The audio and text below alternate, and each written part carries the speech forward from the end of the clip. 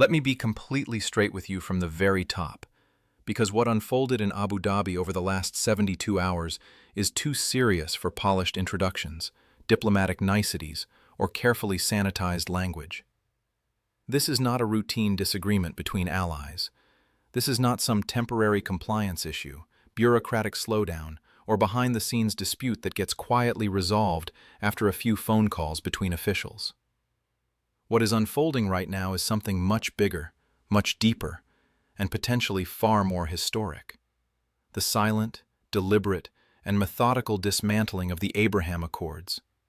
And it is not happening through dramatic military escalation, public threats, or fiery speeches at the United Nations. It is happening through financial warfare. And here is the truly frightening part. Most people scrolling through their news feeds, watching short cable news segments, or skimming headlines on social media have absolutely no idea this is even happening right now. Sitting in my hands at this moment is a leaked internal memorandum from the UAE Central Bank, a document that has been quietly circulating among Middle Eastern financial analysts, banking insiders, and regional policy circles since Monday morning. And let me tell you very clearly what this document actually shows, because the distinction matters enormously. It does not show a temporary hold on transactions pending review. It does not show a standard compliance audit. It does not show a technical investigation that will quietly disappear after a few weeks. What it reveals is the systematic, coordinated freezing of $7 billion in Israeli-linked assets spread across 16 separate Emirati financial institutions. The precision behind this move is surgical. The coordination is extraordinary.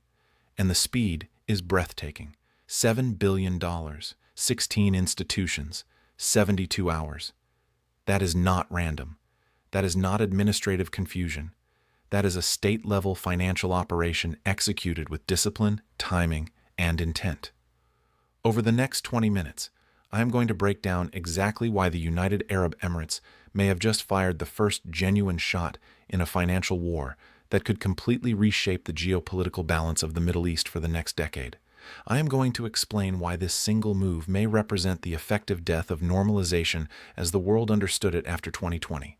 And I am going to show you why your investment portfolio, especially if you have exposure to Israeli technology firms, Gulf financial markets, regional banking systems, or Middle Eastern infrastructure projects, may soon feel the economic aftershocks from what just happened in Abu Dhabi. And let me make something else very clear before we go any further.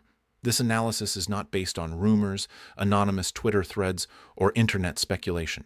It is built on the leaked central bank document itself, verified reporting from Bloomberg and Reuters, and direct conversations with 3 senior banking officials who agreed to speak only under conditions of total anonymity because of how politically explosive this situation has become.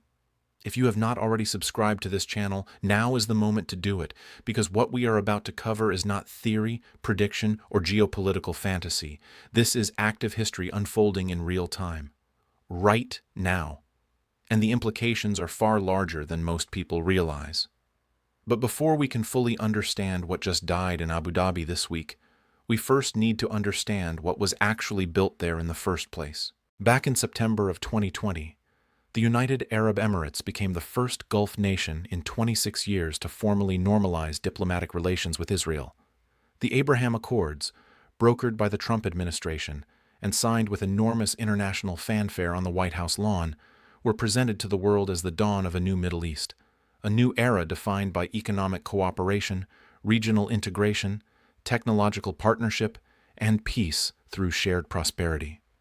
But here is what almost every major news outlet fundamentally misunderstood at the time. The Abraham Accords were never primarily about diplomacy. They were never really about peace in the traditional sense. At their core, they were about money, markets, leverage, and strategic economic architecture. And that architecture grew at a staggering pace. Between 2020 and 2025, bilateral trade between the UAE and Israel exploded from effectively zero to more than $12.3 billion annually. That is not a projection or an optimistic estimate. That is the official figure reported by the UAE Federal Competitiveness and Statistics Authority.